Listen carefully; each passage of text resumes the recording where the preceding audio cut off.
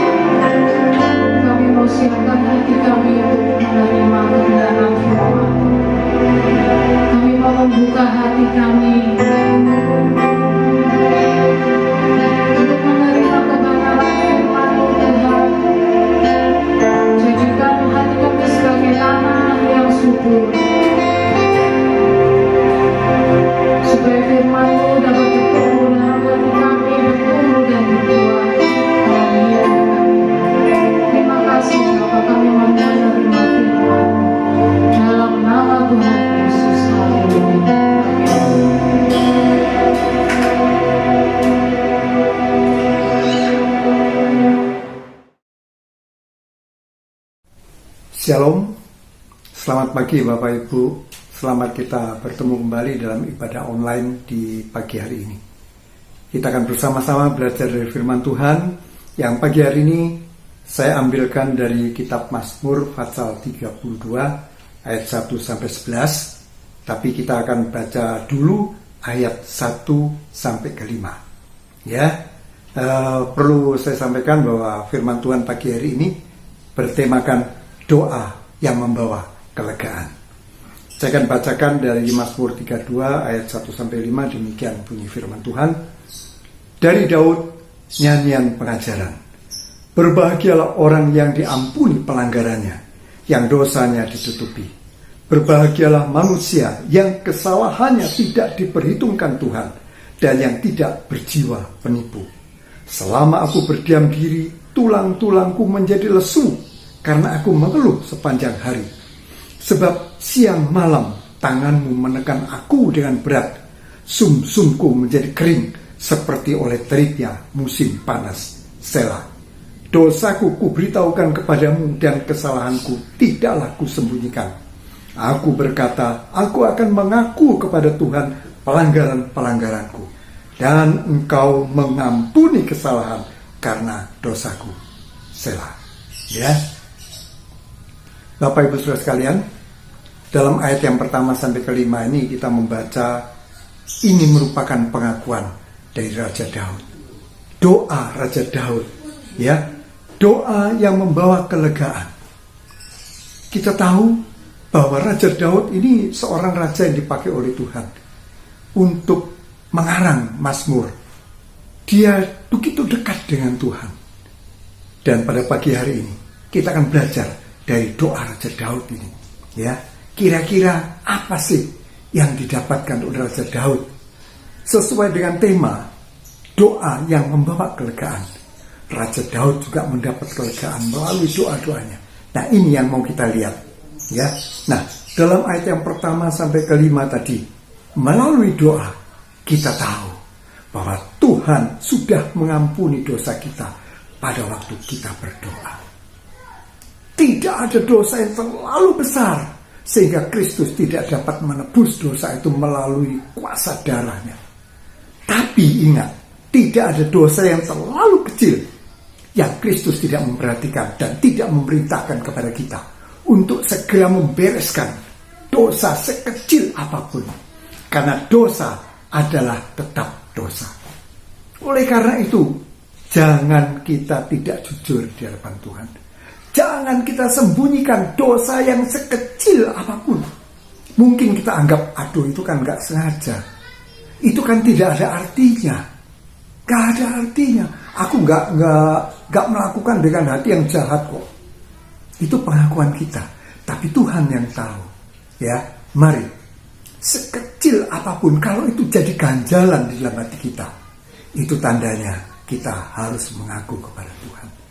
Akui dosa kita di depan Tuhan, maka Tuhan akan mengampuni kita. Mengapa kita sulit untuk mengaku kepada Tuhan? Mengapa kita berat rasanya mau mengaku kepada Tuhan? Jawabnya cuma satu. Kita sombong. Ya, kita tidak mau merendahkan diri di hadapan Tuhan. Ini yang menjadi ganjalan sehingga kita ini berat untuk mengaku kepada Tuhan. Kita ini aras-arasan ngaku pada Tuhan, gitu aja kok direken sih. Gitu aja kok diperhitungkan sih. Ingat, di hadapan Tuhan, dosa sekecil apapun tetaplah dosa. Ya. Kita beranjak ke bagian yang kedua. Di dalam ayat yang ke-6 dan ke-7 saya akan bacakan. Sebab itu hendaklah setiap orang saleh berdoa kepadamu. Siapa orang saleh itu? Tidak lain adalah orang yang percaya kepada Tuhan. Termasuk kita semua ini orang saleh di hadapan Tuhan. Ya, sebab itu hendaklah setiap orang saleh berdoa kepadamu selagi engkau dapat ditemui. Kapan Tuhan itu dapat ditemui? Ya, selama kita hidup ini. Selama nafas masih ada di kandung badan, kita perlu menghadap kepada Tuhan, menemui Tuhan, mengakui kepada Tuhan segala dosa dan kesalahan kita. Ya, sesungguhnya pada waktu banjir besar terjadi, itu tidak melandanya. Kapan banjir besar terjadi? pada waktu murka Tuhan dicurahkan karena kita tidak mau mengaku dosa kita. Kita tidak mau mengaku kesalahan kita, pelanggaran kita. Murka Tuhan siap untuk dicurahkan. Ya. Nah, ayat 7, engkaulah persembunyian bagiku. Terhadap kesesakan engkau menjaga aku. Engkau mengelilingi aku sehingga aku luput dan bersorak-sorai. Orang yang mau mengaku dosanya kepada Tuhan, Tuhan terima apa adanya. Tuhan tidak lihat ada apanya. Ya, beda dengan manusia. Manusia itu mau menerima kita itu karena seringkali kita punya apa-apa. Ya. Nah, yang terpenting di dalam ayat yang ke-6 dan ke-7 ini, doa memberikan ketentraman. Karena dalam doa Tuhan menerima kita apa adanya, bukan ada apanya. Ya, berbeda dengan manusia, Bapak Ibu. Manusia seringkali melihat, waduh, ini mau kirim nasi kuning. Oke, ya Bu, terima kasih. Gini. Ya, manusia seringkali bisa berbaik karena ada apa-apanya, bukan apa adanya. Tapi ada juga yang apa adanya. Ada. Ya, kenapa? Karena hati Tuhan ada pada mereka. Seperti itu yang terjadi. Nah, bagian yang ketiga di dalam ayat yang ke-8 dan ke-9. Aku hendak mengajar, aku ini Tuhan sendiri. Ya, aku hendak mengajar dan menunjukkan kepadamu jalan yang harus kau tempuh. Aku hendak memberi nasihat, mataku tertuju kepadamu. Janganlah seperti kuda atau bagal yang tidak berakal, yang kegarangannya, keliarannya, keberandalannya harus dikendalikan dengan tali les dan kekang. Kalau tidak, ia tidak akan mendekati kau. Ya, nah kita kembali pada ayat yang ke-8. Tuhan berkata, aku hendak mengajar dan menunjukkan kepadamu jalan yang harus kau tempuh. Aku hendak memberi nasihat. Perhatikan yang terakhir, mataku tertuju kepadamu. Mata Tuhan tertuju kepada kita. Dia memperhatikan kita, siapapun kita. Karena Tuhan tidak menerima kita karena ada apanya. Tuhan menerima kita apa adanya. Ya, Tuhan menerima kita apa adanya. Nah, oleh sebab itu, lewat doa kita tahu bahwa tidak ada sesuatu pun dapat terjadi tanpa sepengetahuan Tuhan. Kenapa? Karena mata Tuhan tertuju kepada kita. Dia memperhatikan kita. Dia peduli kepada kita. Tidak ada sehelai rambut pun yang jatuh tanpa seizin Tuhan. Karena hanya Tuhanlah yang mempunyai hidup ini. Tuhan yang memiliki kita. Dia telah menebus kita dengan darahnya yang mahal. Ya, maka apapun yang terjadi dalam kehidupan kita, Tuhan punya rencana. Apa rencana Tuhan? Mengaruniakan hidup kekal untuk masa depan kita. Karena Dia tidak ingin kita binasa. Ya, dalam ayat yang ke-9 dikatakan bahwa jangan seperti kuda atau bagal yang tidak berakal. Tapi ternyata ada nggak anak-anak Tuhan yang seperti itu? Orang saleh dalam tanda kutip ya. Orang saleh yang ugal-ugalan hidupnya. Ada Bapak Ibu, ada. Tapi untuk orang seperti itu, anak Tuhan yang ugal-ugalan, sudah tersedia ayatnya, Ibrani 12 ayat 6. Karena Tuhan menghajar orang yang dikasihinya, dan Ia mencambuk orang yang diakuinya sebagai anak. Tuhan sangat sayang, Tuhan sangat kasih kepada kita semua. Oleh sebab itu pada waktu kita mulai delewar, kita mulai ugal-ugalan, kita mulai menjauh dari Tuhan, maka Tuhan akan menghajar kita. Dia akan mencambuk kita karena Tuhan tidak mau melihat kita binasa. Ya, Tuhan peduli akan kita. Tuhan senantiasa matanya tertuju kepada kita. Jangan takut. Tuhan tidak galak. Tuhan itu maha pengasih. Tapi pada waktu kita mempermainkan Tuhan, hati-hati. Ya, Tuhan tidak boleh dipermainkan. Bagian yang keempat di dalam ayat yang ke-10a, ya, dalam ayat yang ke-10a, banyak kesakitan diderita orang fasik.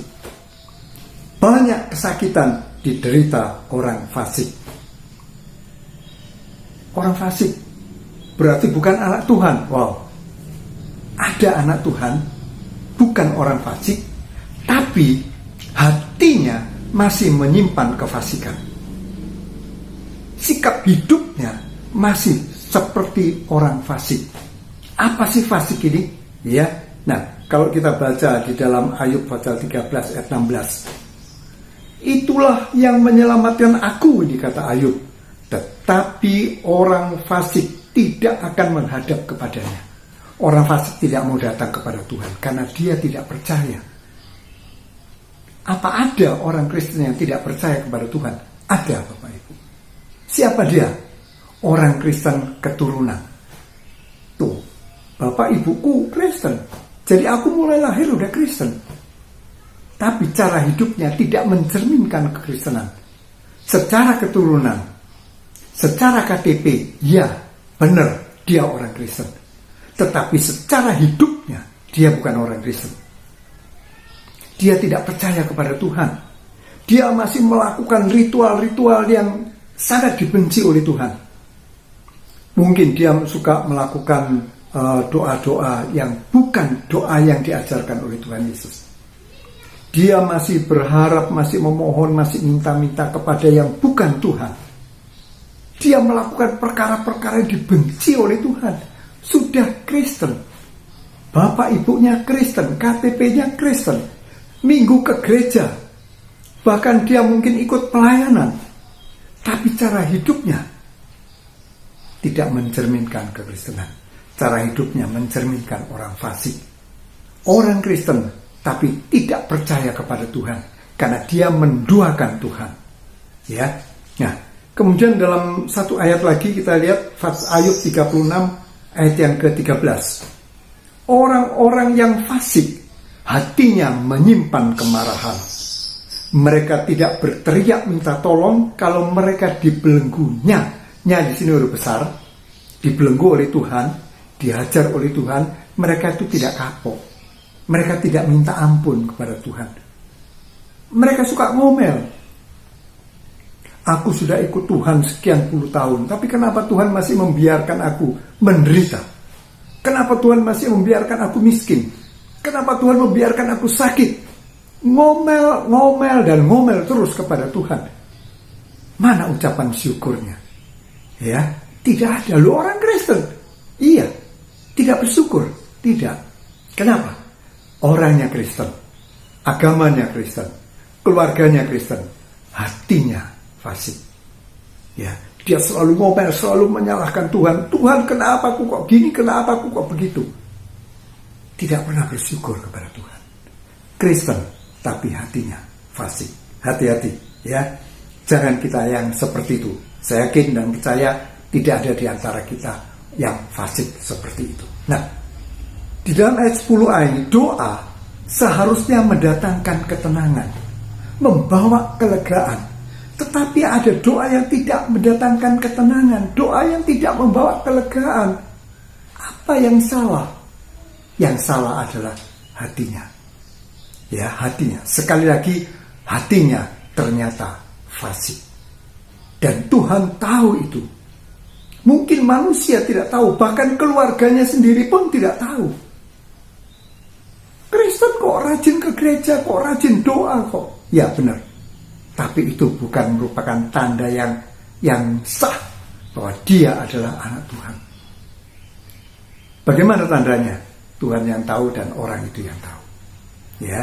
Nah, ini di dalam ayat bagian yang keempat, bagian yang terakhir, ya, di dalam Mazmur pasal 32 ayat 10b sampai yang ke-11. Ya, saya akan bacakan ayat 10b sampai 11.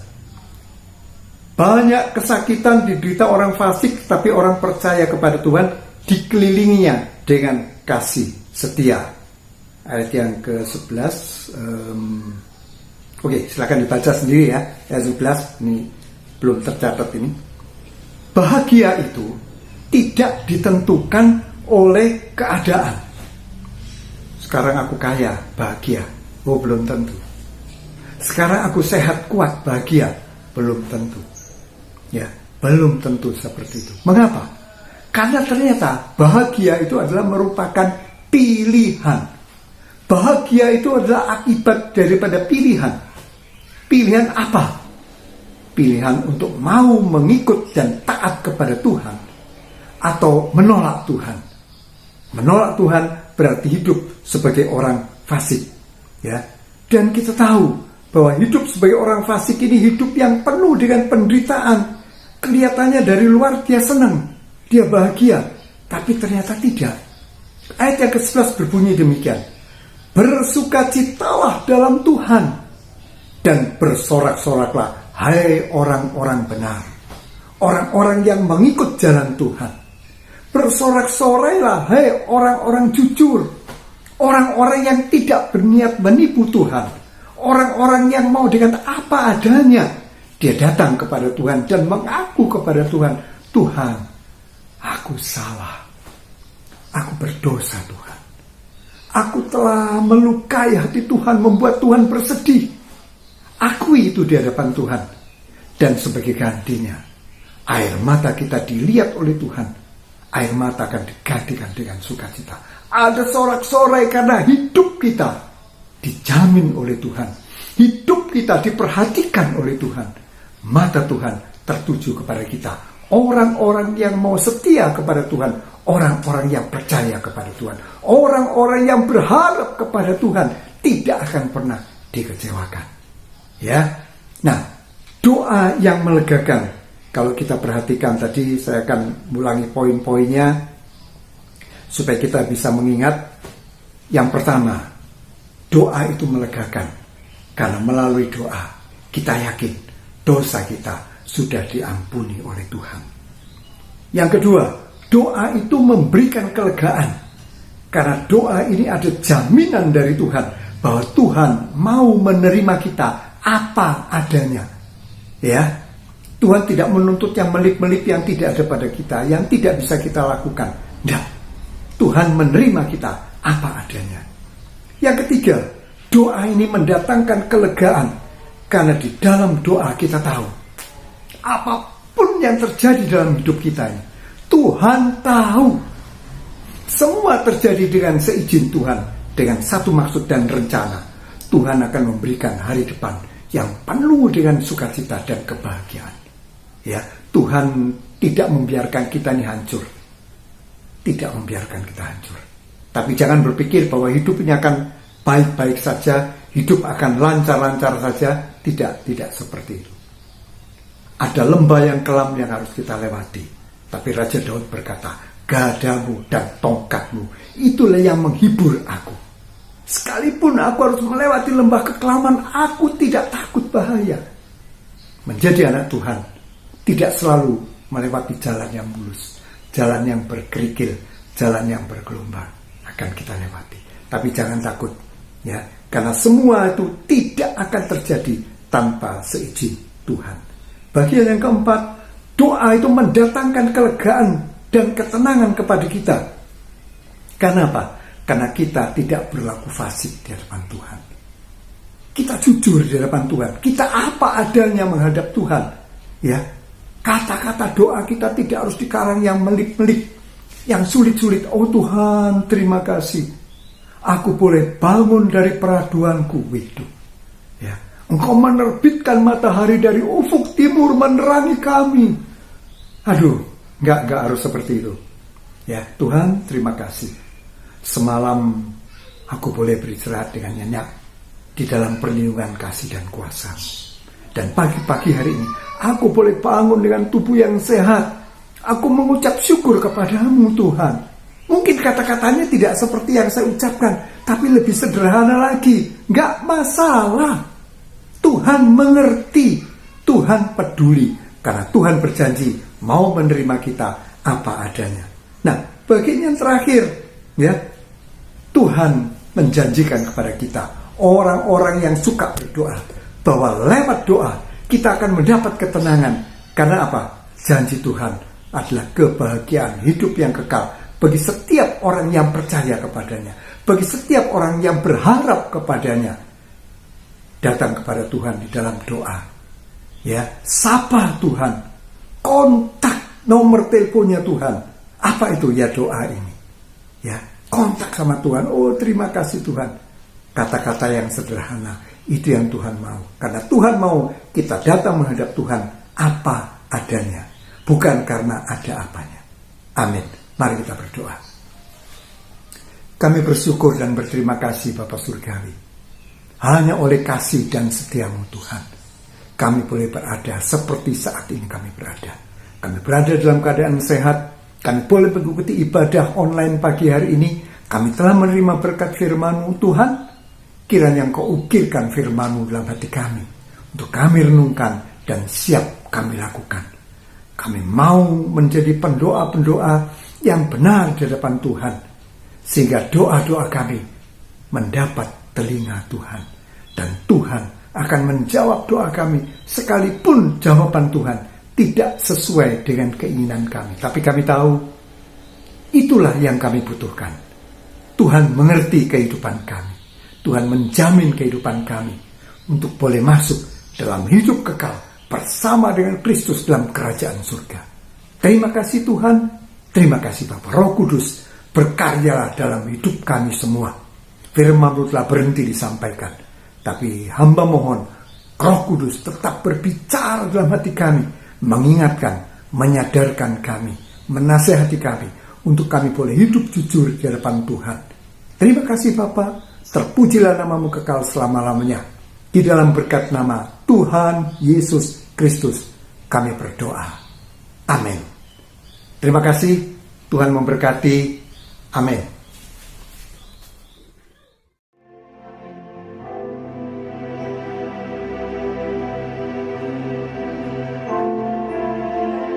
Sebab aku percaya bukan karena melihat, namun karena firman-Mu yang selalu digenapi hidupku. Ku percaya bukan karena melihat, namun karena firman-Mu yang tak pernah berubah. Kau percaya, sebab aku percaya bukan karena melihat, namun karena firman-Mu yang selalu digenapi hidupku. Percaya.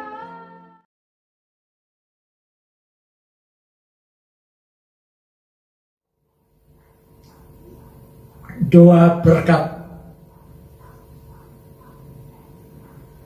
Kiranya kasih karunia Allah menyertai segenap saudaraku sekalian, dengan berkat ilahi dari perkara-perkara surgawi. Tuhan memberkati segenap saudaraku sekalian. Dalam perkara-perkara di bumi sementara, Tuhan memberkati sampai kesudahan alam. Engkau tidak pernah meninggalkan kami di dalam kesendirian.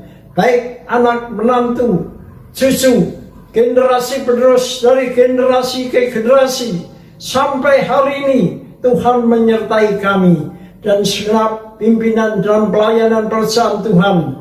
Tuhan memberkati semuanya hanya oleh kasih anugerah Bapa, Putra, dan Roh Kudus, di dalam namanya Tuhan Yesus Kristus. Haleluya. Amin. Tuhan memberkati.